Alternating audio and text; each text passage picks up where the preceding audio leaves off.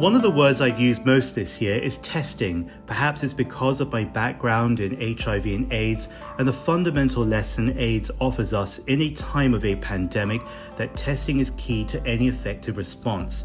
Testing in itself doesn't prevent you from becoming infected, but it does allow you to know your status, and with that knowledge you protect yourself and your loved ones.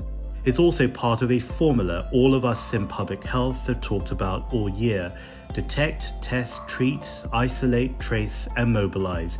Yet even towards the end of 2020, almost a year after the first outbreak, testing is not universally available, and that's one reason why lives continue to be at risk and why global economies are on a cliff edge. The thing is, it doesn't have to be this way.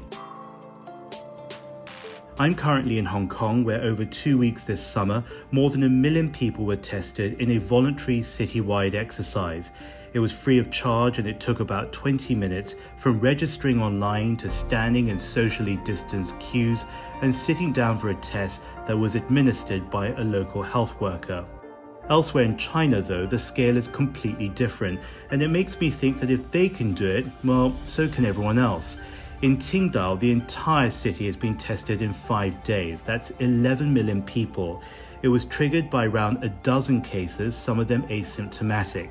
A handful of cases doesn't sound like a lot, certainly not compared to parts of Europe and America, where thousands of new cases a day are currently the norm. But even one person can go on to cause a community outbreak or even a next wave. In China, there hasn't been another wave after the outbreak in Wuhan roughly 10 months ago.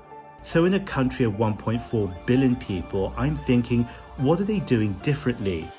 Well, let's go back to Qingdao, a coastal city with a complex network of transport systems, including a major seaport.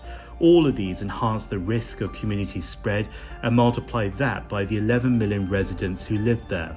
So what they did first was set up 4,000 sampling collecting points across Qingdao, most of them open from 6 a.m. to midnight to allow everyone with different school, work and home schedules to get tested. Those collecting points were manned by 10,000 health workers, like doctors, nurses and other trained staff who came either from Qingdao or were brought in from surrounding areas. Before they came into contact with millions of people, these health workers were first tested and cleared for work, together with patients newly admitted at the city's hospitals, at about 114,000 people alone. From each person, they collected a swab sample that was then tested in laboratories, again either in Qingdao or at one of 5 neighboring cities, because samples had to be tested within 12 hours. Swabs are not a comfortable experience for many people, myself included, but especially for young children. And for them, health workers took extra care to ease that process by making it as fast as safely possible.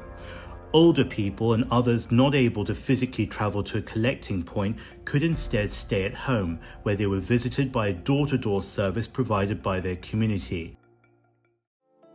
Getting 11 million people sampled, tested and their results returned is not straightforward in any large city, let alone doing it safely with the scale and diversity that the exercise in Qingdao involved. So, for example, to streamline registration, you could scan a QR code instead of filling out a paper form, which is not only quicker but reduce the amount of physical contact and thus the risk to cross-infection. Plus, a batch testing approach was put in place that meant if a sample of, say, 10 people returned positive, then the affected individuals would undergo further individual tests to identify the person causing the positive result.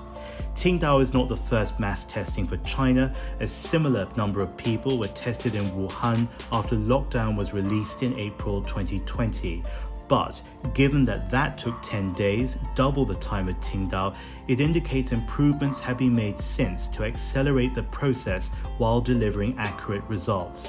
No one further tested positive in Qingdao, so despite it being one of the very few outbreaks since Wuhan, life in China can now restart as normally as one can expect in these unfamiliar times. Testing matters, and when you get this right, there's no need for lockdowns, fear or anxiety. People live, economies survive, and you can begin to imagine a new future. I'm James Chau. Keep watching the China Current, and more importantly, wherever you live, protect your physical and mental health. I am James Chau. You're watching the China Current. Follow us on social media at the China Current.